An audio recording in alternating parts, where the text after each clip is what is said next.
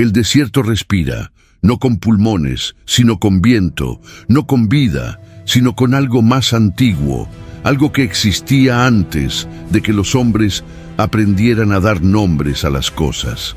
En las colinas áridas de Belén, donde el sol no nace, estalla, rasgando el horizonte como una herida abierta en el cielo, un joven pastor se mueve entre las ovejas con la ligereza de quien conoce cada piedra, cada espina, cada sombra que el desierto proyecta.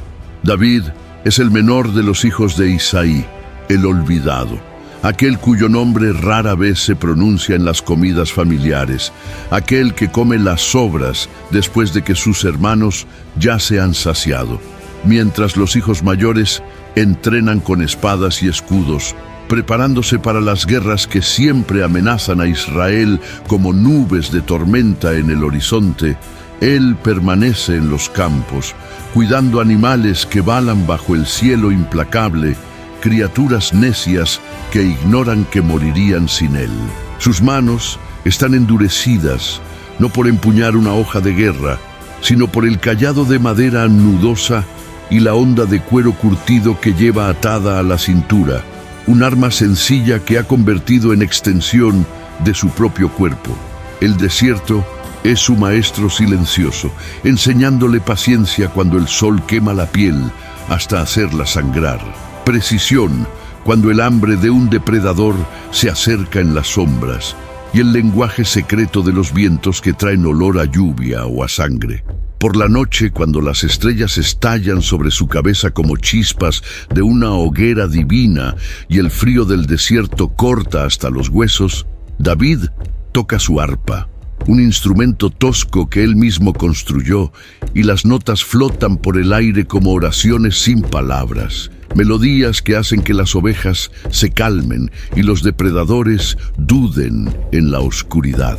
Él aún no lo sabe, pero algo duerme dentro de él, una llama que espera solo el aliento adecuado para convertirse en un incendio que consumirá reyes e imperios. Cierto amanecer, cuando el horizonte aún es una línea temblorosa entre la tierra roja y el cielo de bronce, un rumor atraviesa Belén como un viento repentino que hace inclinarse a los árboles. Samuel, el profeta de Israel, el hombre que unge reyes y habla con la voz del Altísimo, el anciano que vio a Saúl ascender y comenzar a caer, llega al pueblo montado en un asno, sus vestiduras cubiertas de polvo del camino, sus ojos todavía brillando con el fuego de quien conversa con lo invisible.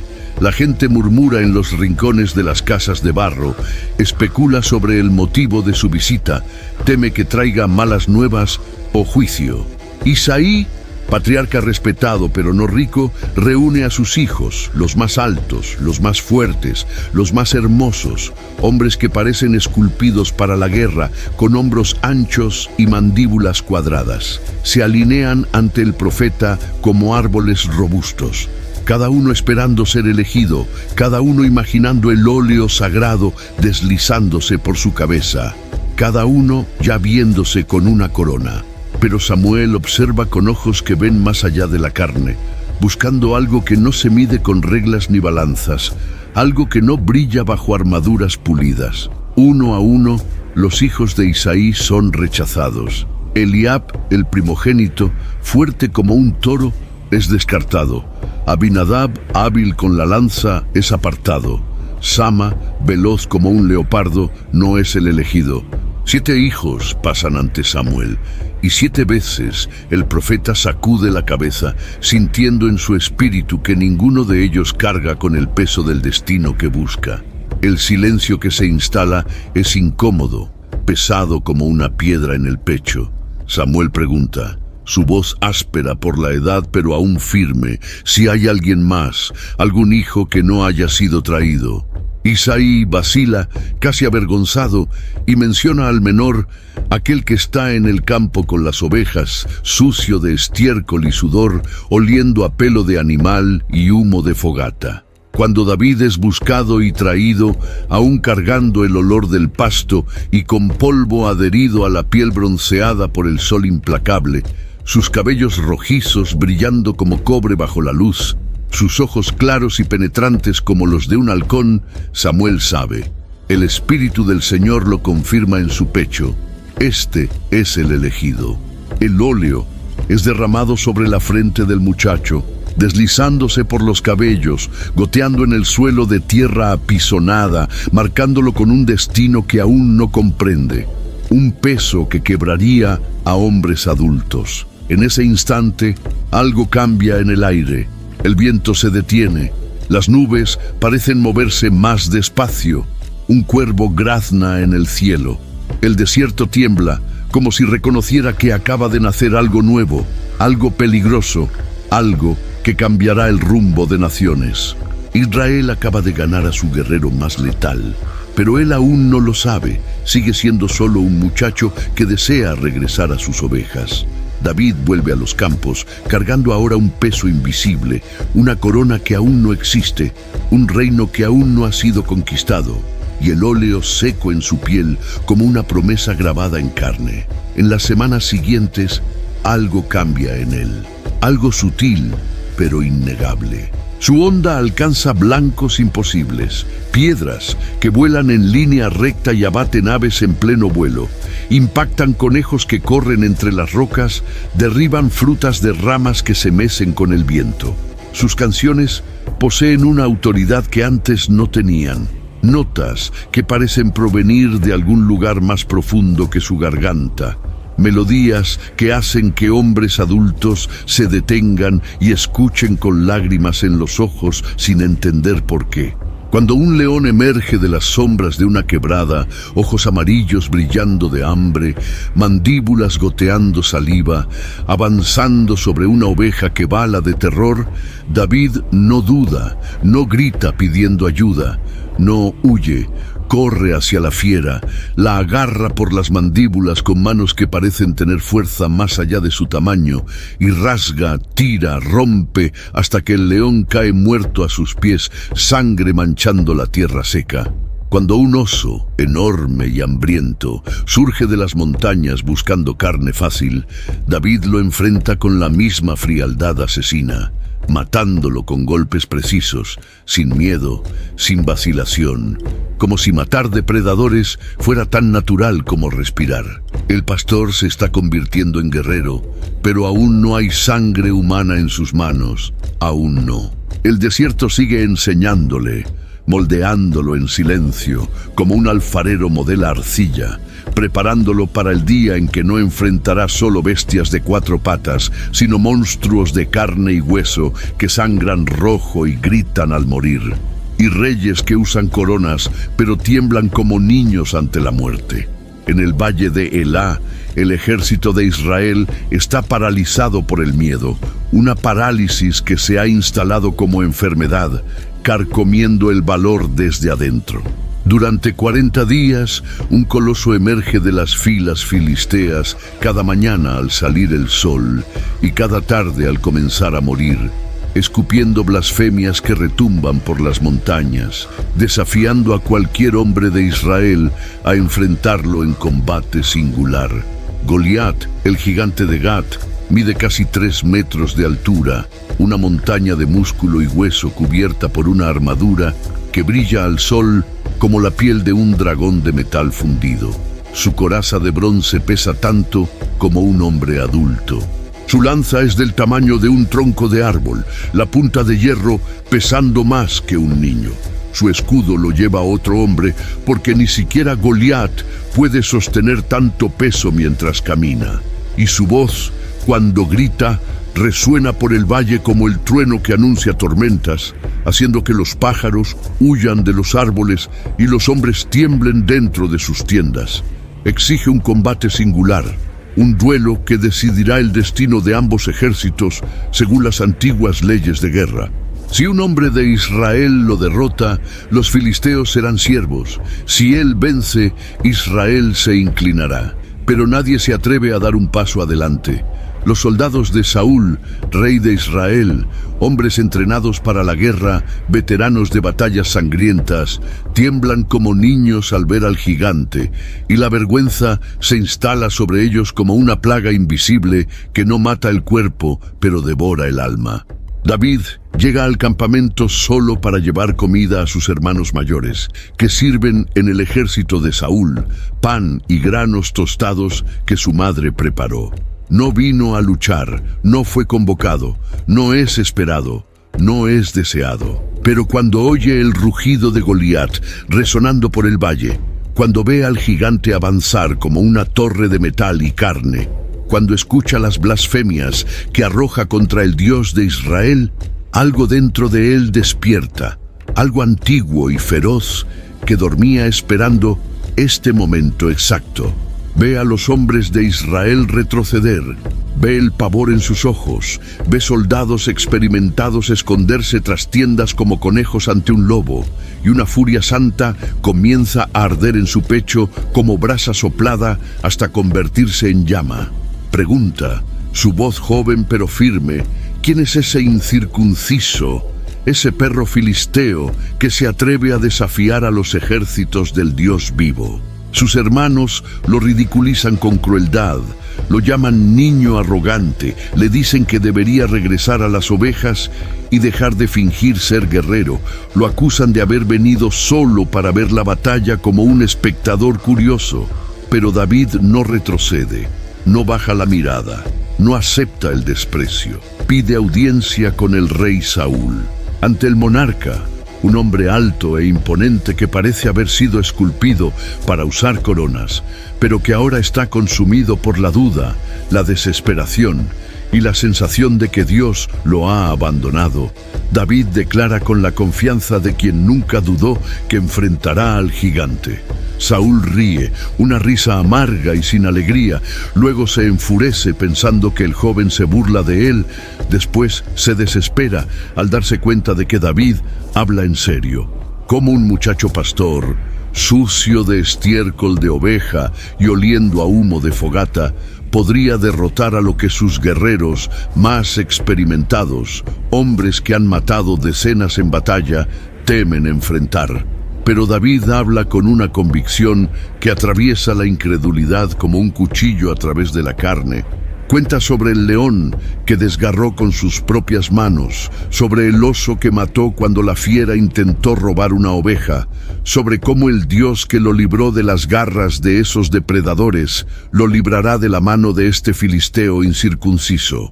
Saúl, sin otras opciones, sin esperanza, sin salida, cede. Ofrece su propia armadura a David, piezas de bronce pulido que brillan como oro, una coraza que ha protegido al rey en decenas de batallas. Pero cuando David se pone la armadura, apenas puede moverse. El metal es pesado, extraño, una prisión que lo asfixia. No fue entrenado para esto, no conoce este peso, no puede luchar así. Se quita todo, pieza por pieza, hasta quedar solo con sus ropas sencillas de pastor. David camina hasta un arroyo que cruza el valle, agua clara corriendo sobre piedras lisas, y elige 5 piedras.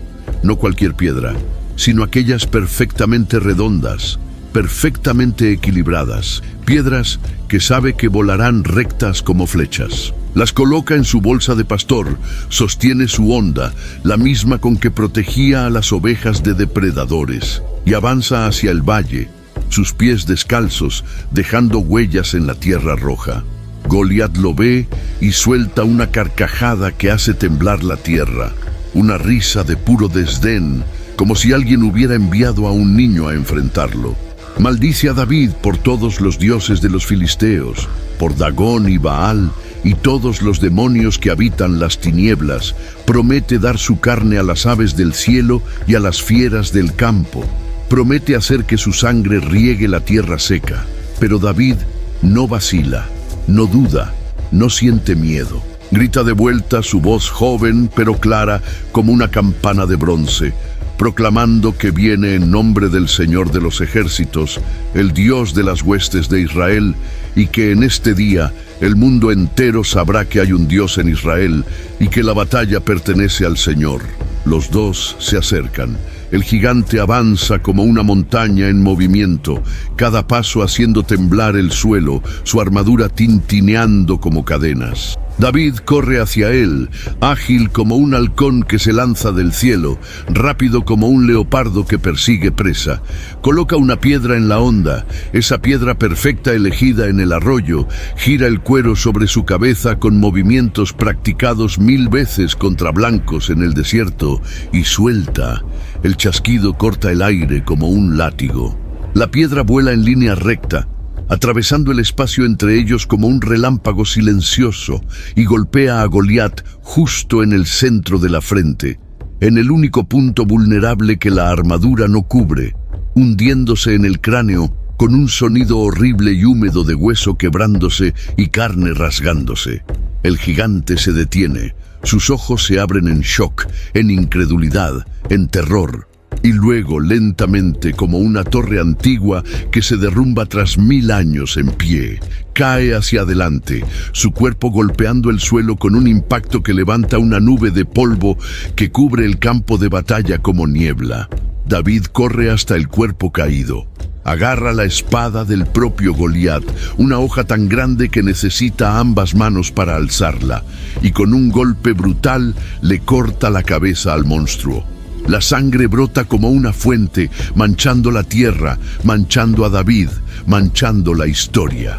El silencio que sigue es absoluto, pesado, hasta que un grito de guerra estalla de las filas de Israel como una presa que se rompe.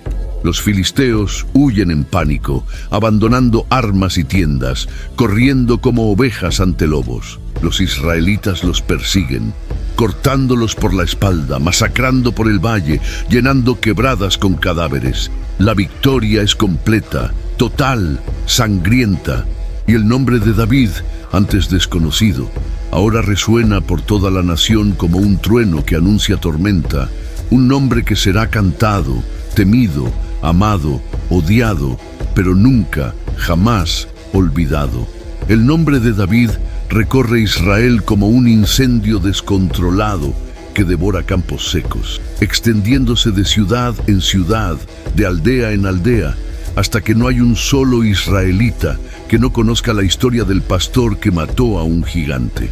Las mujeres bailan en las calles cuando el ejército regresa victorioso, sus pies golpeando la tierra al ritmo de panderetas y arpas, sus voces elevadas en cánticos que celebran el triunfo. Pero las letras de las canciones hieren los oídos del rey Saúl como cuchillas afiladas. Cada palabra un golpe a su orgullo, cada nota un recordatorio de que la gloria ahora pertenece a otro. Saúl mató a sus miles, pero David mató a sus decenas de miles. Es una comparación sencilla, una métrica de guerra que cualquier soldado entiende, pero para Saúl es una sentencia de muerte, un anuncio de que su tiempo terminó, de que el pueblo ya eligió a quien prefiere. Cada palabra es un golpe al corazón del rey. Cada repetición de la canción, un recordatorio de que el héroe ya no es él, de que su relevancia se desvanece como una vela al viento. Saúl siente el trono temblar bajo sus pies, siente el poder escurrirse entre sus dedos como arena, y una oscuridad comienza a crecer en su pecho, unos celos que se transforman en paranoia, una paranoia que se convierte en locura. Observa al joven pastor, ahora aclamado como guerrero, ahora amado por el pueblo con una devoción que Saúl nunca recibió ni en sus mejores días, y ve en él no un siervo fiel, sino una amenaza existencial, un lobo disfrazado de cordero, un usurpador que le arrebatará todo lo que construyó. Los celos se instalan en su corazón como un gusano que devora desde adentro, comiendo su cordura mordisco a mordisco, y la paranoia comienza a susurrar en sus oídos con una voz que parece venir de las tinieblas, diciéndole que David conspira, que David planea, que David espera solo el momento preciso para clavarle un cuchillo en la espalda. David, inocente de toda ambición política, sin entender los juegos de poder que se desarrollan a su alrededor, sirve al rey con lealtad absoluta, con la misma devoción con que cuidaba ovejas en el desierto. Toca el arpa para calmar los espíritus atormentados de Saúl, cuando la oscuridad desciende sobre el rey como un manto pesado y él grita solo en sus aposentos, atormentado por demonios que solo él ve. Las melodías de David fluyen por el palacio como agua fresca en un desierto de locura, notas que traen paz temporal a una mente que se está despedazando. Pero mientras suena la música, Saúl sostiene una lanza, sus dedos apretando el mango hasta que los nudillos se le ponen blancos, sus ojos fijos en el joven músico con una furia creciente que hierve en su pecho como veneno hirviente. En un momento de furia ciega, cuando la música parece burlarse de él en vez de calmarlo, cuando las notas suenan como acusación en vez de consuelo, arroja la lanza con toda su fuerza, intentando clavar a David en la pared como un insecto en una colección. Pero David se mueve, ágil como siempre, sus reflejos de cazador salvándolo por centímetros, y la lanza se entierra en la madera con un sonido seco y final. Una vez, 2 veces, 3 veces, Saúl intenta matarlo, y cada vez David escapa, cada vez la lanza falla por poco, cada vez el rey se hunde más en su locura. La relación entre ellos se convierte en una danza mortal, donde el amor y el odio se entrelazan de maneras que ninguno de los dos comprende del todo, donde Saúl oscila entre abrazar a David como a un hijo y desear verlo muerto. Pero hay otra relación que florece en medio del caos, un amor que es puro y verdadero en un mundo de traiciones. Jonatán, hijo de Saúl y príncipe de Israel, heredero legítimo del trono que debería ser suyo por derecho de nacimiento, ama a David como a su propia alma, con una devoción que trasciende la amistad y se vuelve algo sagrado. Hacen un pacto de sangre, cortando las palmas de las manos y dejando que la sangre se mezcle, jurando lealtad uno al otro hasta la muerte, prometiendo que ni espadas ni tronos los separarán. Jonatán entrega a David su propia armadura, su espada forjada por los mejores herreros de Israel, su arco que nunca falló un blanco, reconociendo en él algo más que un simple guerrero, reconociendo al futuro rey, incluso cuando eso significa renunciar a su propio derecho. Pero ese amor coloca a Jonatán en una posición imposible, dividido entre el padre que lo crió y al que honra, y el amigo al que sabe que será rey, y al que ama más que a su propia vida. Saúl intensifica su persecución con la determinación de un hombre que ve su mundo desmoronarse. Ofrece a su hija Mical en matrimonio a David, palabras dulces que esconden veneno, porque el precio de la dote son 100 prepucios de filisteos. Una misión suicida disfrazada de honor, una sentencia de muerte envuelta en velo nupcial.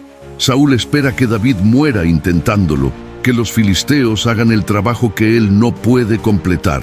Pero David regresa no con 100, sino con 200 prepucios, superando el desafío de forma tan brutal y completa que humilla aún más al rey.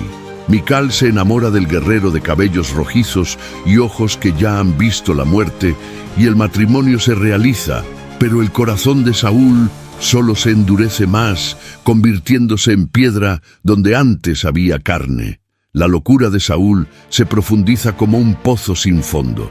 Ordena abiertamente que sus siervos maten a David, sin más disfraces, sin más juegos, solo asesinato puro. Pero Jonatán interviene, defendiendo a su amigo ante su padre con palabras que son súplicas y acusaciones, recordándole a Saúl todo lo que David ha hecho por Israel, cómo arriesgó su vida contra el gigante, cómo es inocente. Por un breve momento, frágil como el vidrio, Saúl parece recuperar la razón, jurando por el nombre de Dios que no hará daño a David. Pero la tregua es una mentira que ambos saben que no durará. En otra crisis de locura, más violenta que todas las anteriores, Saúl intenta nuevamente matar a David, Y esta vez el joven sabe que ya no puede confiar en el rey, que las promesas de Saúl son como humo que se disipa con el viento. Huye en la calma de la noche, ayudado por Mical, quien engaña a los guardias de su propio padre para salvar al esposo que ama, colocando una estatua en la cama y diciendo que David está enfermo. Cuando Saúl descubre el engaño, su furia es apocalíptica.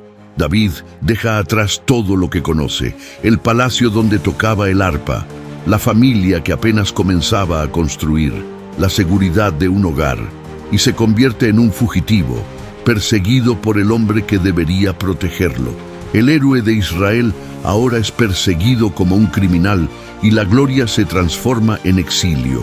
El arpa que tocaba para reyes ahora suena solo para el viento del desierto y para hombres desesperados que comienzan a unirse a él. Saúl, consumido por la obsesión que devora su mente como el fuego devora la paja seca, dedica todo su reinado a cazar a un solo hombre, ignorando a los verdaderos enemigos de Israel que rodean las fronteras, destruyéndose a sí mismo desde adentro, gobernando un reino que comienza a agrietarse bajo el peso de su locura. David huye por los desiertos de Judá, una tierra de rocas afiladas que cortan pies descalzos y valles profundos, donde el eco repite gritos de agonía, donde el sol quema de día hasta que la piel forma ampollas y el frío corta de noche hasta que los huesos tiemblan. No está solo. Hombres comienzan a unirse a él, atraídos como polillas a la llama, uno por uno al principio, luego en grupos pequeños, después en multitudes que crecen como la marea. Son los marginados de Israel, los endeudados que huyeron de acreedores crueles, los desesperados que ya no tienen nada que perder, los fugitivos perseguidos por crímenes reales o imaginarios, aquellos que no tienen lugar en la sociedad ordenada de Saúl, aquellos que el sistema escupió y olvidó. Vienen porque oyeron hablar del hombre que mató a un gigante con solo una piedra y fe, del guerrero que desafió a un ejército entero sin temblar, del joven que pudo haber matado al rey pero eligió no hacerlo. Vienen porque David les ofrece algo que el mundo les negó: propósito, pertenencia, una causa por la que vale la pena morir. Estos hombres, unos 600 en total, un número que fluctúa conforme algunos mueren y otros llegan, se convierten en los valientes de David, una fuerza letal y leal que será temida en todo Israel y más allá, forjada en la adversidad como metal golpeado en yunque caliente, templada por el fuego del desierto y por la sangre de batallas que nadie registra en crónicas oficiales. Viven en cuevas húmedas, donde murciélagos cuelgan del techo y el agua gotea en las paredes. Se mueven como sombras por el desierto, atacan rápido como serpientes y desaparecen antes de que el enemigo pueda reaccionar o siquiera entender lo ocurrido. David los transforma de marginales despreciados por la sociedad en guerreros temidos, de fracasados que no sabían empuñar una espada en leyendas cuyos nombres serán cantados. Entre ellos están hombres como los Tres Valientes, guerreros cuya bravura se volverá mito que atravesará generaciones.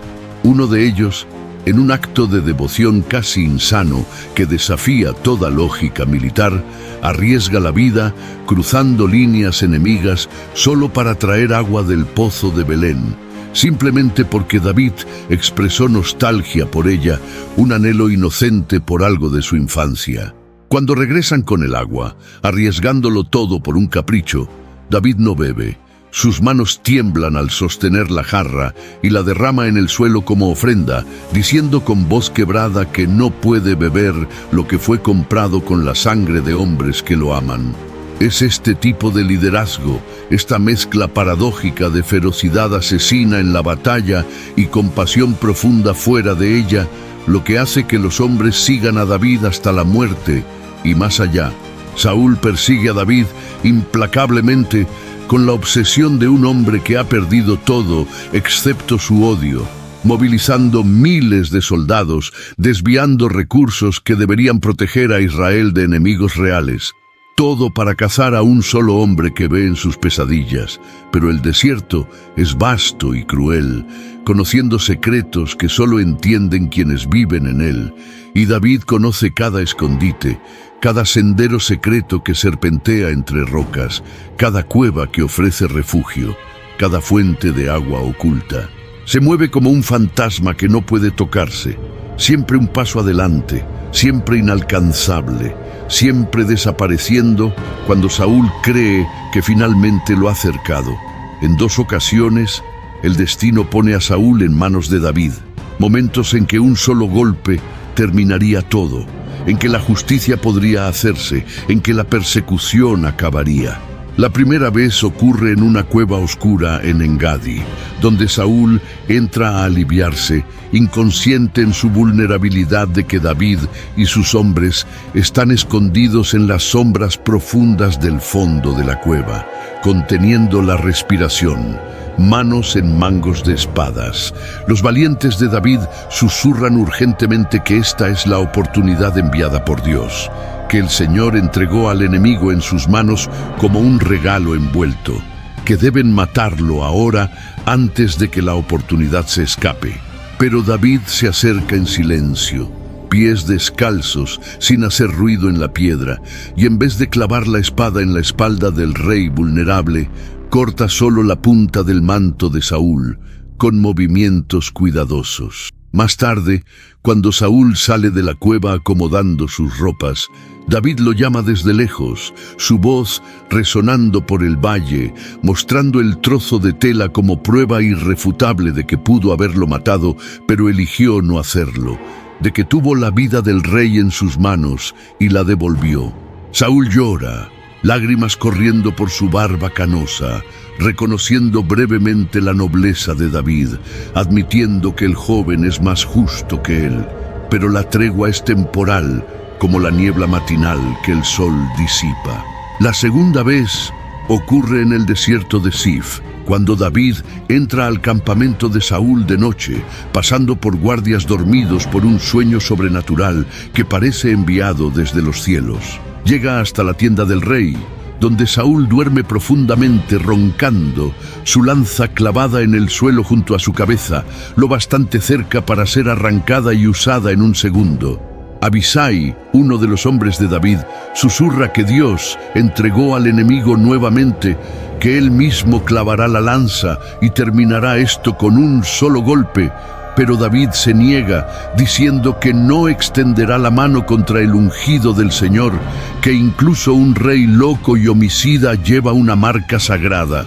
Toma la lanza y la jarra de agua de Saúl y sale silenciosamente. Una vez más, confronta a Saúl a distancia segura, gritando a través del valle, probando que pudo haberlo matado, mostrando las pruebas como acusación y perdón simultáneamente. Y una vez más, Saúl se arrepiente con palabras que suenan sinceras en el momento, pero que ambos saben que están vacías como tumbas. Durante estos años brutales de exilio que se extienden y se sangran uno en otro, David desarrolla una reputación que trasciende las fronteras de Israel como leyenda susurrada en mercados. Presta servicios a pequeñas aldeas indefensas, protegiéndolas de saqueadores que bajan de las montañas como lobos hambrientos. Negocia con reyes extranjeros que lo ven como una pieza útil en sus juegos de poder. Incluso con Aquis, rey filisteo de Gat, enemigos jurados de su pueblo, buscando refugio temporal, cuando Saúl se vuelve demasiado implacable y el cerco aprieta. Es una danza peligrosa al borde de la navaja, una línea tenue entre supervivencia inteligente y traición imperdonable. David aprende la política que no se enseña en campos de pastoreo, la diplomacia que requiere mentiras calculadas, las artes oscuras de la guerra que no involucran solo músculos, sino mentes, y la supervivencia que exige sacrificar principios a veces. Ya no es solo un guerrero de músculos y reflejos, se está convirtiendo en un rey, aunque sin corona, aprendiendo a mandar no por la fuerza, sino por la astucia, no por el miedo, sino por la lealtad que inspira. Pero el costo es alto, más alto que el oro o la sangre. David pierde años preciosos de su vida viviendo como un animal cazado que no puede dejar de correr. Carga con el peso aplastante de cientos de vidas que dependen de cada decisión que toma, sabiendo que un error matará no solo a él, sino a todos los que lo siguieron. Ve amigos caer en emboscadas, ve inocentes sufrir por haberlo protegido, ve al reino de Israel despedazarse lentamente mientras Saúl desperdicia recursos persiguiendo a un fantasma en vez de gobernar.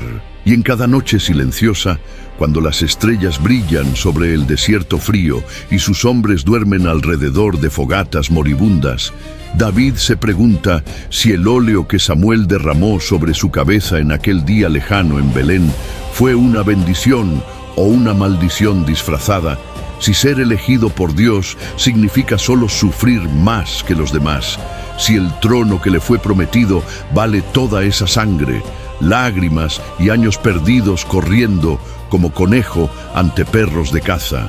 La guerra entre Saúl y los filisteos llega a su clímax sangriento e inevitable en las laderas del monte Gilboa, donde el destino finalmente cobra su deuda con intereses de sangre.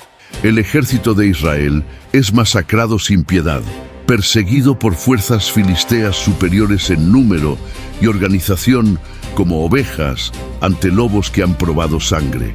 Jonatán, el príncipe guerrero que amó a David más que a su propia vida, el amigo que sacrificó su derecho al trono por lealtad, cae en combate con una flecha atravesada en el cuello, su sangre manchando la tierra seca que juró proteger, sus ojos apagándose mientras aún sostiene la espada.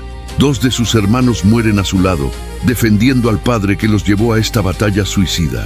Saúl, herido por flechas que perforan su armadura, rodeado de enemigos que gritan victoria, se niega a ser capturado vivo y sufrir la humillación que los filisteos reservan para reyes derrotados. Pide a su escudero que lo mate, ofreciéndole la espada.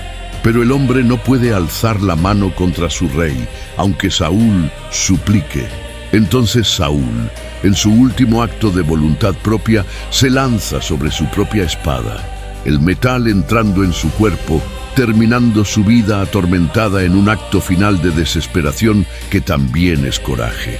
Los filisteos encuentran el cuerpo cuando la batalla termina, reconocen al rey caído y en celebración brutal le cortan la cabeza a Saúl y clavan su cadáver mutilado junto con los cuerpos de sus hijos en las murallas de Bet-San como trofeo obsceno, dejándolos pudrir bajo el sol para que todos vean el destino de quien desafía a los señores de la llanura costera. Israel está sin rey, huérfano y sangrando. El caos se instala como una plaga, extendiéndose rápidamente. Las tribus comienzan a fragmentarse como cerámica agrietada, cada una buscando su propio camino de supervivencia, cada líder tribal intentando aferrar poder en el vacío dejado. Pero hay quienes recuerdan, quienes no olvidaron al joven pastor que mató a un gigante cuando hombres experimentados temblaban, al guerrero que fue ungido por el profeta Samuel décadas atrás, al exiliado que se negó a matar al rey loco incluso cuando tuvo múltiples oportunidades y todo derecho. Una a una, como aves que regresan tras la tormenta, las tribus comienzan a volverse hacia David, viendo en él no solo un guerrero sino un líder, no solo fuerza, sino sabiduría templada por años de supervivencia imposible. Primero Judá, su propia tribu que lo conoce desde niño, lo corona rey en Hebrón con una ceremonia que es a la vez celebración y alivio. Pero el resto de Israel, las tribus del norte que no confían en Judá y viceversa, sigue a Is-Boset, hijo sobreviviente de Saúl, un hombre débil instalado como rey títere por el general Abner, quien realmente tira de los hilos. Israel Está dividido por la mitad como un cuerpo cortado por una espada, y una guerra civil comienza a sangrar a la nación ya exhausta, hermano contra hermano, israelita matando israelita mientras enemigos alrededor observan y esperan. David no busca el conflicto con entusiasmo, no desea más sangre israelita derramada, pero tampoco lo evita cuando llega hasta él, porque sabe que solo habrá paz cuando haya un solo rey. Sus valientes luchan con la ferocidad de hombres que no tienen nada que perder y todo que probar, hombres que siguieron a David por el desierto y el infierno, y no se detendrán ahora.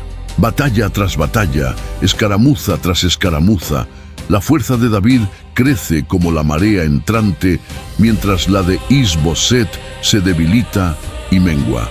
Abner, general experimentado que no es necio, al darse cuenta de que está del lado perdedor de una guerra que no puede ganar, intenta cambiar de bando en una negociación secreta, ofreciendo entregar el norte a David a cambio de posición y poder. Pero Joab, general implacable de David, lo asesina en venganza personal por un hermano muerto en una batalla anterior, clavándole un cuchillo en las costillas durante una reunión que debía ser segura. Is-Boset es asesinado por sus propios hombres mientras duerme en su cama al mediodía. Dos capitanes que piensan estar haciendo un favor a David, que le cortan la cabeza al rey débil y la llevan a Hebrón esperando recompensa y elogios. Pero David, horrorizado por la traición cobarde, los ejecuta públicamente por matar a un rey inocente que dormía, mandando cortar sus manos y pies y colgar los cuerpos como advertencia de que el honor aún significa algo. Finalmente, tras años de división sangrienta, las tribus de Israel se reúnen en asamblea solemne y ungen a David como rey sobre toda la nación unificada, derramando óleo sobre su cabeza por segunda vez. Tiene 30 años, aún joven, pero ya cargando cicatrices de 2 vidas enteras. El pastor se convirtió en rey a través del fuego y la sangre. El exiliado que vivía en cuevas se convirtió en gobernante de palacios. El cazado se convirtió en cazador. Su primera acción como rey unificado es audaz y brillante, un golpe estratégico que define su reinado. Jerusalén, la ciudad fortaleza de los jebuseos, construida en una colina empinada, considerada inexpugnable por todos los expertos militares, se convierte en su objetivo. Los jebuseos se burlan de él desde las murallas, gritando insultos, diciendo que hasta los ciegos y cojos podrían defender sus murallas contra cualquier ejército. Pero David, que sobrevivió en el desierto estudiando terreno y debilidades, encuentra un camino secreto que nadie más vio, un túnel de agua que lleva al corazón de la ciudad como una vena oculta. Sus hombres escalan por el túnel estrecho y oscuro, emergen dentro de las murallas, atacan desde adentro mientras otros atacan desde afuera, y Jerusalén cae en una sola noche sangrienta. David la transforma en su capital, renombrando la ciudad de David, un lugar neutral que no pertenece a ninguna tribu específica, sino a todo Israel, eliminando celos tribales antiguos. Trae el Arca de la Alianza a Jerusalén en una procesión triunfal que dura días, bailando ante ella con tanta alegría salvaje y abandono que su esposa Mical lo desprecia, considerándolo indigno de un rey. Pero David no le importa la dignidad falsa. Celebra ante Dios como celebraba cuando era pastor. Está construyendo algo más grande que él mismo, un reino que unirá a las tribus dispersas y pendencieras en una nación única y poderosa. Bajo su liderazgo firme y visionario, Israel prospera como nunca antes. Somete finalmente a los filisteos, rompiendo el poder que aterrorizó a Israel durante generaciones. Aplasta sin piedad a los moabitas, derrota a los amonitas en un asedio brutal, conquista a los arameos que pensaban estar seguros al norte. Su imperio se extiende desde las fronteras de Egipto al sur hasta el río Éufrates al norte, un territorio vasto que ningún israelita antes soñó controlar. La riqueza fluye a Jerusalén como ríos tras la lluvia, tributos de naciones conquistadas llenando tesoros. Templos son planeados, palacios construidos, murallas erigidas. Alianzas se forjan con reinos lejanos mediante matrimonios y tratados. David, el rey guerrero poeta, está en la cima absoluta de su poder, comandando ejércitos que nadie se atreve a desafiar. Pero el trono pesa más de lo que imaginaba. Las paredes del palacio de cedro comienzan a asfixiarlo como una prisión dorada. El hombre sencillo que tocaba el arpa para ovejas bajo las estrellas está desapareciendo, tragado por la máquina impersonal del poder, por la política que requiere mentiras diplomáticas, por las intrigas de la corte donde todos quieren algo. Y en algún lugar, en la quietud peligrosa de su corazón, cuando las victorias se vuelven rutina, una oscuridad comienza a crecer como moho en un rincón húmedo, una sombra que ninguna victoria militar puede disipar, un vacío que ninguna conquista puede llenar. Jerusalén brilla bajo el sol violento de la primavera y David camina por las terrazas amplias de su palacio, un lugar de lujo y poder construido con cedros del Líbano que conquistó con sangre y diplomacia. Pero en esta tarde calurosa no está pensando en guerras o conquistas que añadan más territorio al mapa. Está inquieto, vacío a pesar de toda su gloria acumulada, sintiendo un tedio peligroso que corroe a los hombres poderosos. Sus ejércitos están en el campo de batalla distante, liderados por Joab, competente y brutal, sitiando la ciudad de Rabá de los amonitas en una campaña que durará meses. Pero David se quedó atrás por primera vez en décadas, alegando que los reyes ya no necesitan liderar cada batalla personalmente, y es en esta ociosidad peligrosa, en este vacío de propósito, que el desastre nace como una víbora de un huevo olvidado. Desde la terraza alta, mientras camina sin rumbo al final de la tarde, ve a una mujer bañándose en una casa cercana, agua deslizándose por su piel bajo el sol poniente. Betsabé. Ella es hermosa de una forma que hace que el mundo alrededor desaparezca, que hace que años de autodisciplina se evaporen, que despierta algo primitivo que él pensaba haber controlado. David pregunta a un sirviente quién es ella, esperando quizás que sea soltera, que esté disponible. La respuesta debería haber sido suficiente para detenerlo como una muralla infranqueable. Ella es Betsabé, hija de Eliham, esposa de Urías elitita, uno de sus soldados más leales y valientes, uno de los 30 valientes que arriesgaron la vida por él incontables veces. Un hombre que en este momento arriesga su vida sitiando Rabá, mientras David codicia a su esposa. Pero David no se detiene. No retrocede, no resiste. La manda llamar con la autoridad de un rey que no acepta negativas. Ella viene, porque los reyes no hacen peticiones sino dan órdenes. Se acuestan juntos esa tarde, cuerpos sudorosos en el calor, un acto rápido e impulsivo alimentado por lujuria que quema como fiebre y por la embriagadora sensación de que él, como rey absoluto, puede tener lo que quiera, que no hay límites para su poder. Pero el deseo pasa rápidamente como siempre pasa, dejando solo sudor frío y náuseas, y lo que queda es el silencio pesado de la culpa que se instala como una niebla venenosa.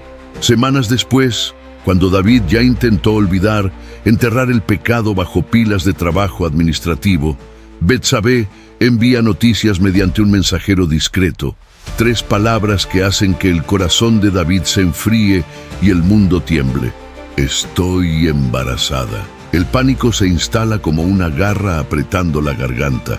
David, el hombre que enfrentó gigantes sin temblar, que durmió en cuevas rodeado de enemigos, que construyó un imperio con las manos desnudas, ahora tiembla ante las consecuencias de su propia elección estúpida, ante un problema que no puede resolverse con espada o estrategia militar.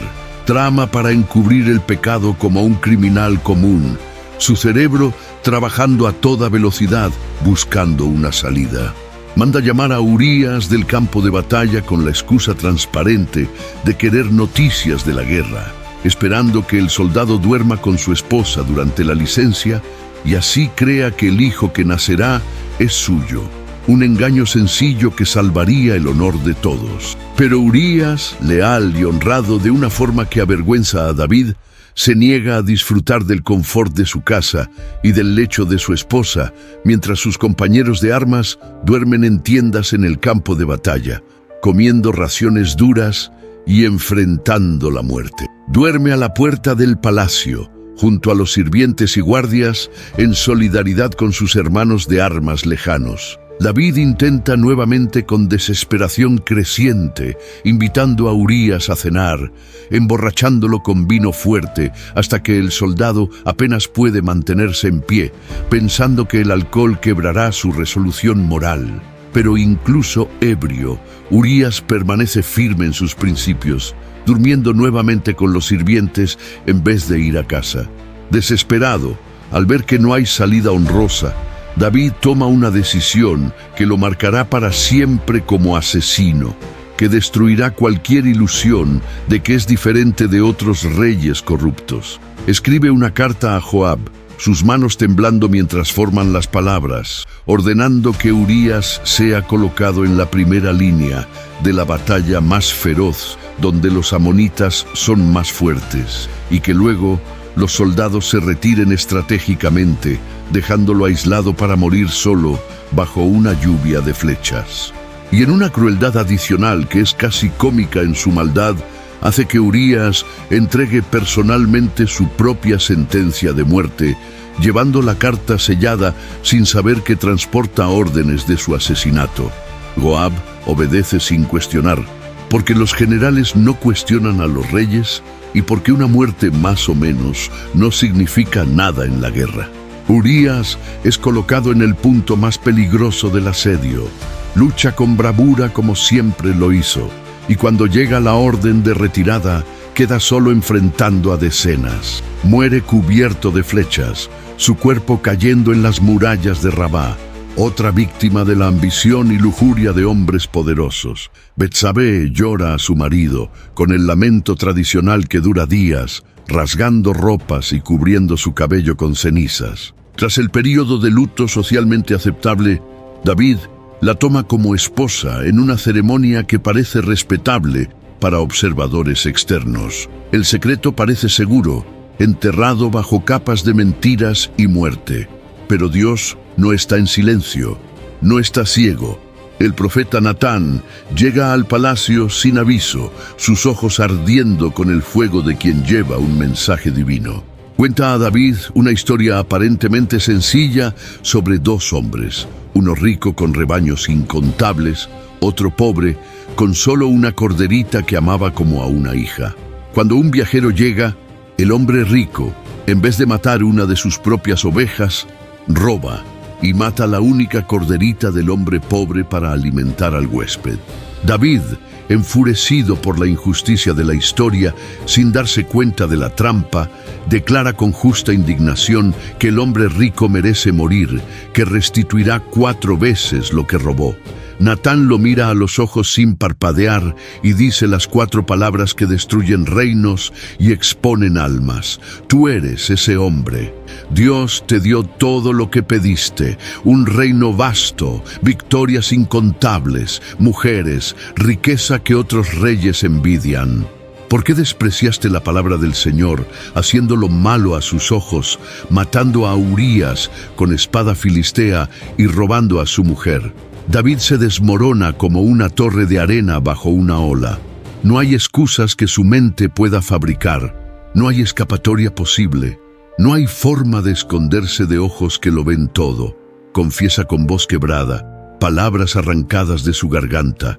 Pequé contra el Señor. 3 palabras sencillas que cargan el peso de montañas. Natán declara que Dios lo ha perdonado y no morirá, pero que la espada nunca se apartará de la casa de David, que el mal que hizo en secreto será devuelto en público amplificado, que sus propios hijos se volverán contra él, que alguien se acostará con sus mujeres a la vista de todo Israel bajo el sol del mediodía, y el hijo que nazca de esta unión manchada morirá. En los días siguientes, lentos como tortura, el niño nace pero enferma inmediatamente. La vida ayuna hasta que sus huesos asoman bajo la piel, ora postrado en el suelo frío, hasta que sus ropas se ensucian de tierra, se lanza en súplicas desesperadas, implorando por misericordia que no merece, pero que pide de todas formas. No come, no bebe, no duerme, solo implora que Dios salve al niño inocente. Pero al séptimo día, cuando el sol nace indiferente, el niño muere. Los sirvientes temen decírselo a David, susurrando entre sí sobre cómo dar la noticia, temiendo que haga algo drástico. Pero cuando David percibe los susurros y miradas evasivas, cuando entiende que el niño se ha ido, se levanta del suelo, se lava, cambia de ropa y come por primera vez en una semana. Los sirvientes quedan completamente desconcertados, esperando más lamento. David explica con la lógica cruel de la aceptación. Mientras el niño vivía, había esperanza de que Dios cambiara de opinión, de que el ayuno y la oración conmovieran el corazón divino. Ahora se ha ido, y ayunar no lo traerá de vuelta. Iré a él cuando muera, pero él no volverá a mí. Betsabé, destrozada por perder a su hijo y a su marido en meses, da a luz otro hijo tiempo después. Un niño al que David llama Salomón, que significa paz, y que el profeta dice que es amado por Dios, pero la herida está abierta y sangrando. El hombre que desafió gigantes sin temblar, ahora carga un peso mayor que cualquier armadura de bronce, el peso aplastante de su propio pecado grabado en la conciencia, el peso terrible de saber que él, que fue llamado hombre conforme al corazón de Dios, cayó de la forma más humana y patética posible, no en batalla gloriosa, sino en lujuria barata de una tarde tediosa. La profecía de Natán se cumple con una precisión cruel que no deja espacio a dudas sobre el juicio divino. La casa de David, antes unida en la brillante gloria de la conquista, ahora se despedaza en violencia fratricida, traición que corta más hondo que espadas y sangre que mancha las manos de la familia. El primer golpe viene desde dentro de las propias paredes del palacio. Amnón, hijo primogénito de David y heredero presunto del trono, está obsesionado de forma enfermiza por su media hermana Tamar, una obsesión que quema su mente día y noche. Finge estar mortalmente enfermo, acostado en la cama gimiendo, y pide específicamente que Tamar venga a cuidarlo y prepare comida con sus propias manos. Cuando Tamar llega, inocente y confiada porque él es su hermano, llevando pan recién horneado aún caliente, Amnón ordena que todos salgan del cuarto. Entonces la agarra, y cuando ella le suplica que no cometa esa locura, que pida al rey permiso para casarse con ella si realmente la ama, él no escucha. La obliga a acostarse con él en una violación brutal, destruyendo su vida en minutos. Después, tomado por una repulsión aún más fuerte que el deseo que sintió, una inversión psicológica enfermiza, la expulsa de su cuarto con un desprecio aún mayor que la lujuria que lo consumió minutos antes. Tamar, devastada física y emocionalmente, deshonrada en una sociedad que no perdona a las víctimas, rasga sus ropas de princesa en desesperación, cubre su cabeza con cenizas de lamento y vaga por las calles de Jerusalén gritando su vergüenza para que todos lo sepan, porque el silencio sería aceptar una culpa que no es suya. Absalón, hermano de sangre completa de Tamar, oye lo ocurrido y hierve de furia homicida, una ira helada que quema más que el fuego.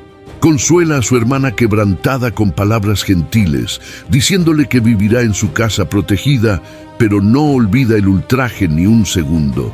David también oye lo sucedido a través de sirvientes que murmuran, y se enfurece, airado como debe estar un padre, pero no hace absolutamente nada contra Amnón, no lo castiga, no lo exilia, no lo reprende públicamente. Quizás el peso de su propio pecado con Betsabé lo paralice como una cuerda atada a los pies. Quizás vea demasiado de sí mismo en el hijo violador. Quizás simplemente sea demasiado débil para castigar al primogénito. Absalón espera 2 años enteros, 730 días de silencio que hierven por dentro. 2 años de planeación meticulosa, de odio madurando como vino en barril, de venganza afilándose como una hoja. Entonces invita a todos los hijos del rey a una fiesta de esquila de ovejas en sus tierras, en Baal Hazor, una celebración que parece inocente y tradicional. En medio de la celebración, cuando el vino fluye libremente y todos están relajados y riendo, Absalón ordena a sus sirvientes que maten a Amnón, da la señal y ellos obedecen. El golpe es rápido y brutal, cuchillos hundiéndose múltiples veces. Amnón cae muerto entre comida y vino derramado, sangre mezclándose con vino tinto, y el caos estalla como una bomba. Los otros hijos huyen en pánico, algunos a caballo, otros a pie, pensando que Absalón planea matarlos a todos. Absalón huye inmediatamente al exilio, buscando refugio con su abuelo materno en Gesur, más allá de las fronteras, temiendo la ira del padre, que seguramente vendrá ahora. David llora, dividido entre el luto imposible por Amnón, que era un criminal pero aún era su hijo, y la añoranza torturante por Absalón, que cometió asesinato pero a quien David ama profundamente. Pasan años en separación dolorosa, 3 años enteros en que padre e hijo no se ven. Joab, al percibir el dolor corrosivo del rey y temiendo inestabilidad política, trama mediante una mujer sabia para traer a Absalón de regreso. David permite el retorno tras presión, pero en crueldad o autopreservación se niega a ver a su hijo personalmente. Durante otros 2 años tortuosos, Absalón vive en Jerusalén como un fantasma, viviendo a pocas cuadras del palacio, pero prohibido de la presencia del padre, un castigo psicológico que corroe a ambos. Cuando finalmente Joab fuerza un encuentro y padre e hijo se ven, hay abrazos y besos, pero también frialdad bajo la superficie, una grieta en la porcelana. Algo se rompió entre ellos que nunca será reparado. Una confianza destruida que no puede reconstruirse con abrazos. Absalón es hermoso de una forma que hace que la gente se detenga a mirarlo. Cabellos largos que solo corta una vez al año porque pesan demasiado. Cuerpo perfecto, carisma que emana como calor. Comienza a cultivar al pueblo con la astucia de un político natural, levantándose temprano para situarse en las puertas de la ciudad donde se resuelven disputas legales. Escucha quejas de gente común que el rey no tiene tiempo para oír. Hace promesas de justicia rápida. Planta semillas venenosas de descontento contra la administración de David, que se ha vuelto distante y burocrática. Roba los corazones de Israel uno por uno como un ladrón que entra por la ventana, construyendo una base de poder que David no percibe hasta que es demasiado tarde porque está demasiado ocupado gobernando para ver la conspiración creciendo bajo su nariz. 4 años después de regresar, Absalón se siente listo. Va a Hebrón bajo el pretexto de cumplir un voto religioso y allí se proclama rey con trompetas y gritos, enviando mensajeros secretos por todo Israel previamente instruidos. La noticia llega a Jerusalén como un trueno que anuncia una tormenta apocalíptica. Israel está dividido verticalmente. La rebelión se extiende como fuego en campo seco, ciudad tras ciudad declarándose por Absalón. David, el rey que conquistó imperios y nunca perdió una batalla, ahora huye de su propia capital construida con sangre. Abandona Jerusalén descalzo en humillación ritual, la cabeza cubierta con un manto en señal de luto profundo, mientras el pueblo llora al verlo pasar como una procesión fúnebre. Algunos lo siguen, leales hasta la muerte que seguramente vendrá. Otros lo maldicen, le escupen y le arrojan piedras como Simei, pariente de Saúl, que lo insulta y culpa por la sangre de la casa de Saúl, diciendo que Dios finalmente le está pagando el mal que hizo. Joab quiere matar a Simei inmediatamente, espada ya medio desenvainada, pero David lo detiene con una mano cansada. Quizás merezca todas esas maldiciones, quizás Dios esté usando la boca de Simei. Absalón entra en Jerusalén triunfante como conquistador, recibido por multitudes que gritan su nombre. Comete el acto final de traición calculada que hace imposible la reconciliación. Siguiendo el consejo de Ahitofel, consejero que traicionó a David, arma una tienda en la terraza del palacio, la misma terraza donde David vio a Betsabé, y se acuesta públicamente con las concubinas de David, a la vista de todo Israel bajo el sol del mediodía, cumpliendo exactamente la profecía de Natán de que el mal secreto de David sería expuesto en público. Es un golpe político brutal destinado a hacer irreversible la ruptura, una declaración de que no hay vuelta atrás. Pero Absalón comete errores fatales de joven impaciente. No persigue a David inmediatamente cuando debería, dando al viejo rey tiempo precioso para reorganizar fuerzas. Los valientes de David, guerreros templados por décadas de batallas imposibles y leales hasta los huesos, comienzan a reagruparse como lobos viejos que saben cómo matar. La guerra civil estalla en todo Israel, hermano matando hermano, israelita degollando israelita, mientras enemigos alrededor observan esperando que ambos se destruyan. La batalla final ocurre en el bosque denso de Efraín, terreno que favorece la guerrilla sobre los números. David ordena explícitamente a sus tres generales, Joab, Abisai e Itai, que perdonen a Absalón, que sean benévolos con el joven, suplicando como un padre quebrantado que solo quiere a su hijo vivo, aunque eso signifique perder el trono. Pero Joab no obedece. Nunca planeó obedecer, porque los generales piensan en la victoria, no en los sentimientos. Durante la batalla caótica entre árboles, Absalón huye montado en una mula al darse cuenta de que está perdiendo. Sus cabellos largos y hermosos, de los que tanto se enorgullecía, que eran su sello distintivo, quedan atrapados y enredados en las ramas bajas de una encina grande. La mula sigue corriendo, y Absalón queda colgado en el aire, indefenso, oscilando entre el cielo y la tierra, incapaz de liberarse. Un soldado lo encuentra y corre a avisar a Joab en vez de matarlo. Joab, ignorando las órdenes directas del rey sin vacilar, cabalga hasta allí y clava personalmente 3 dardos en el corazón aún latiente de Absalón, mientras cuelga del árbol. 10 escuderos lo rodean y terminan el trabajo con múltiples golpes. El príncipe rebelde muere colgado como un criminal común, y sus hombres lo entierran en una fosa profunda en el bosque, cubriendo el cuerpo con un montón de piedras, como si intentaran enterrar la vergüenza. Cuando la noticia llega a David, mediante mensajeros que corren rápido, se despedaza completamente. Sube tambaleándose al cuarto sobre la puerta de la ciudad, esa habitación estrecha donde están los vigías, y llora con un lamento que hace que hombres adultos desvíen la mirada. Grita repetidamente, la voz ronca de tanto gritar: «Hijo mío, Absalón, hijo mío, Absalón, ¿quién me diera haber muerto en tu lugar, Absalón, hijo mío, hijo mío?» La victoria militar no trae alegría, solo cenizas amargas. Los soldados que deberían estar celebrando entran en la ciudad avergonzados, como derrotados porque oyen al rey llorar. El reino está restaurado mediante sangre, pero el corazón del rey está irreversiblemente quebrado en pedazos que nunca se unirán.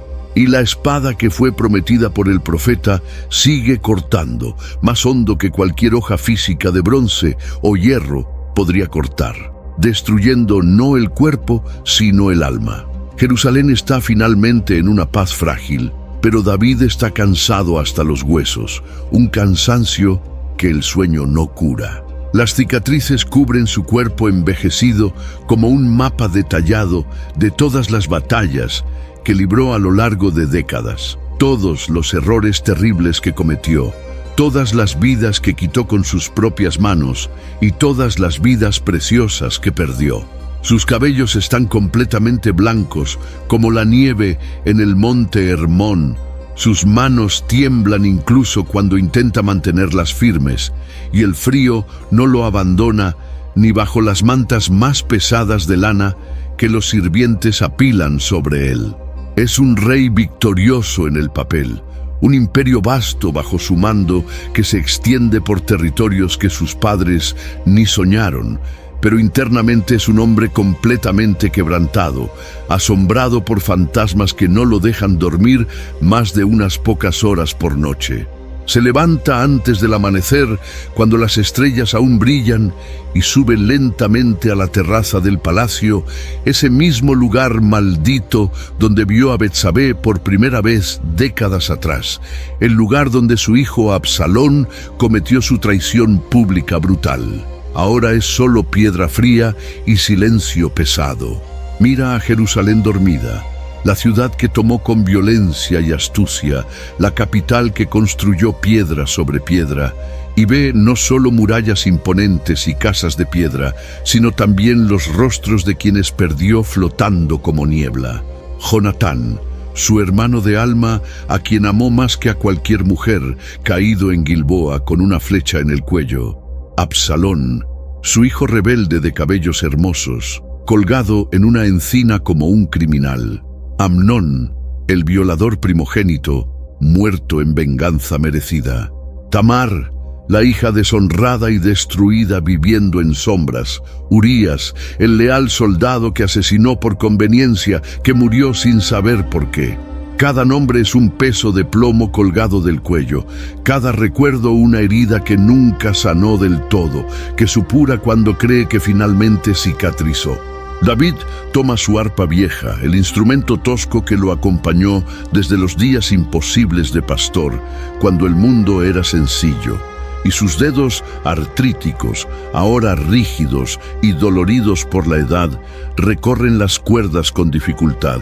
La música que sale es melancólica y cargada, una oración sin palabras bonitas, un lamento que resuena por la ciudad dormida como el llanto de una viuda. Canta salmos que escribió a lo largo de los años turbulentos, poemas nacidos en el desierto cuando huía de Saúl, en la guerra cuando mataba enemigos, en la cueva cuando se escondía como un animal, en el trono cuando gobernaba millones.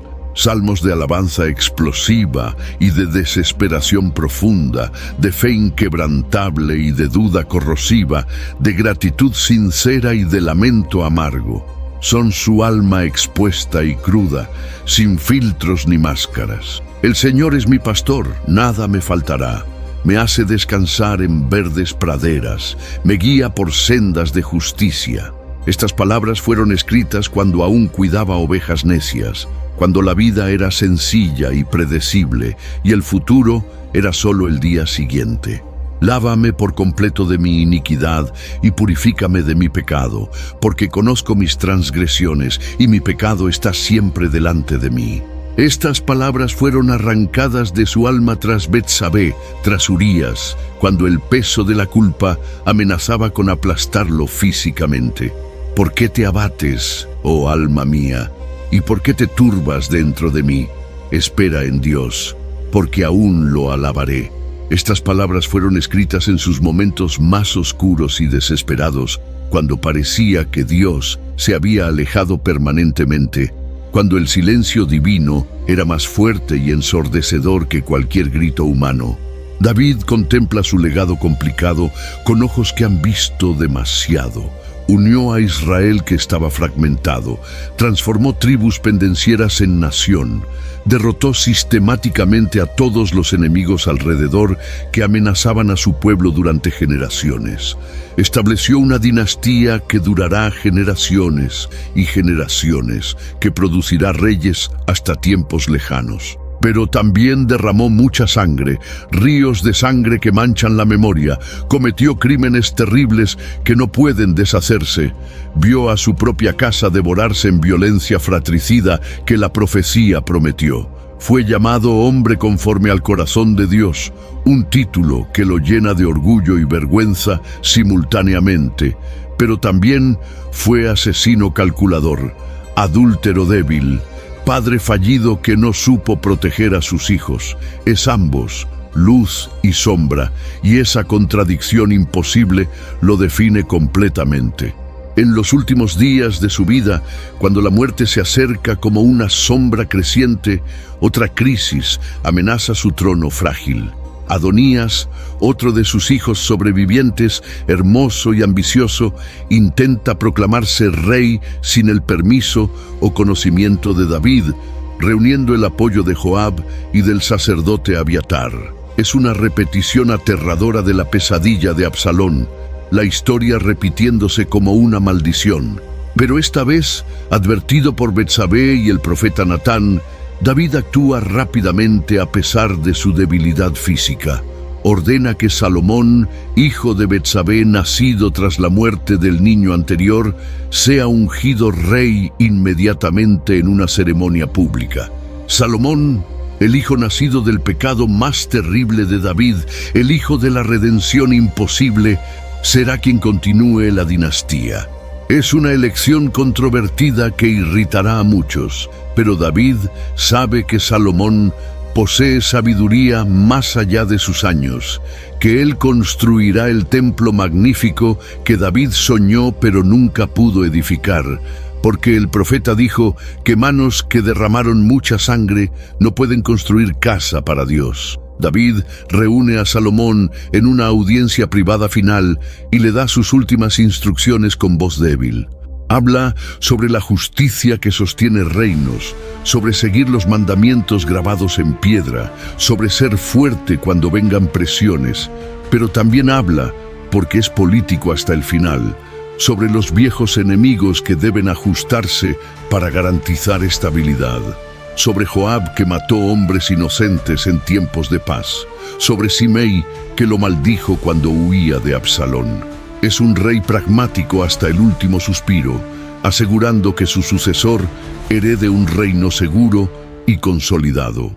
Pero también hay ternura inesperada en sus últimas palabras, el deseo sincero de un padre de que su hijo sea mejor de lo que él fue, que no cometa los mismos errores devastadores, que no cargue los mismos pesos aplastantes que destruyeron el alma de David pedazo a pedazo. Cuando David finalmente se acuesta por última vez en su lecho, sabiendo que no se levantará de nuevo, no tiene miedo de la muerte que se acerca. Vivió una vida imposible e improbable, ascendiendo de pastor olvidado a rey poderoso, de nadie ignorado a leyenda inmortal. Mató a un gigante imposible cuando era solo un muchacho con una honda. Sobrevivió a años brutales de exilio, viviendo como un animal. Construyó un imperio que cambió la historia. Escribió salmos que serán cantados durante miles de años en lenguas que aún no existen. Pero más que todas las conquistas militares y políticas, fue humano, gloriosamente y trágicamente humano en cada aspecto. Cierra los ojos por última vez mientras el sol nace sobre Jerusalén y el mundo sigue girando indiferente. Jerusalén permanece sólida sobre su colina. El imperio que construyó con sangre y lágrimas durará generaciones. Eventualmente caerá, pero dejará marcas indelebles. Sus salmos serán cantados en templos magníficos y desiertos vacíos, en momentos de alegría explosiva y de desesperación profunda, por personas que nunca conocerán su rostro, pero sentirán su corazón latiendo a través de las palabras. David, el pastor que olía a oveja, el guerrero cubierto de cicatrices, el rey que usó una corona pesada, el pecador que se arrepintió, el poeta que expuso su alma, el amigo que amó profundamente, el padre que falló terriblemente, el hombre conforme al corazón de Dios, que era demasiado humano, finalmente descansó. Pero su nombre nunca morirá, nunca será olvidado, nunca perderá poder. Atravesará milenios como un río que nunca se seca, una leyenda grabada en piedra y sangre, en fe y duda, en gloria y ruina, en luz y sombra. Fue David, el matador de gigantes, y su historia nunca tendrá fin porque algunas historias trascienden el tiempo, porque algunas vidas no se miden en años contados, sino en ecos que resuenan eternamente. Y el eco de David resuena aún hoy a través del tiempo implacable, a través de las montañas que presenciaron batallas, a través de los salmos cantados en lenguas que él nunca conoció, en tierras lejanas que nunca pisó, en corazones que nunca tocó. Fue del polvo olvidado al trono de oro, del pastor subestimado al rey temido, del gigante muerto a la sangre derramada. Y en ese viaje imposible y brutal, a través del pecado y la redención, a través de la victoria y la derrota, a través del amor y la pérdida, se volvió eterno. Si te gustó esta historia, suscríbete al canal, dale me gusta y deja tu comentario. Este es el canal Imperadores. Hasta la próxima.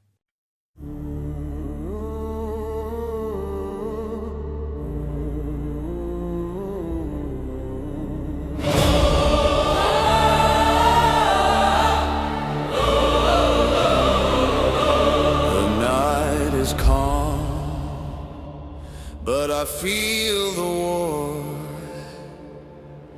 voices of kings behind the door.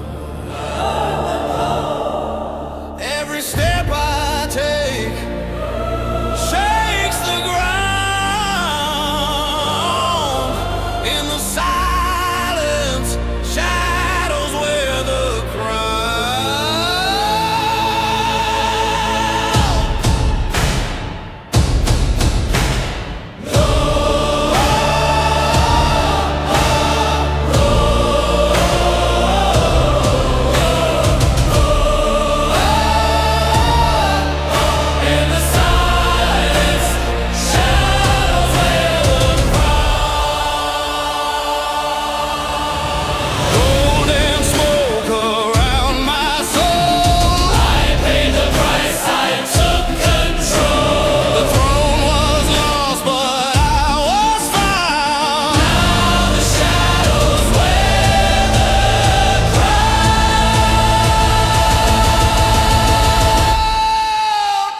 Light the fire, let the trumpet sound.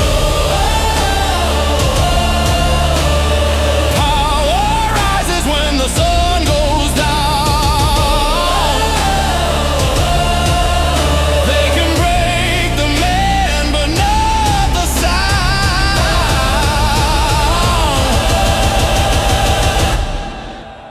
'Cause the shadows wear the crown.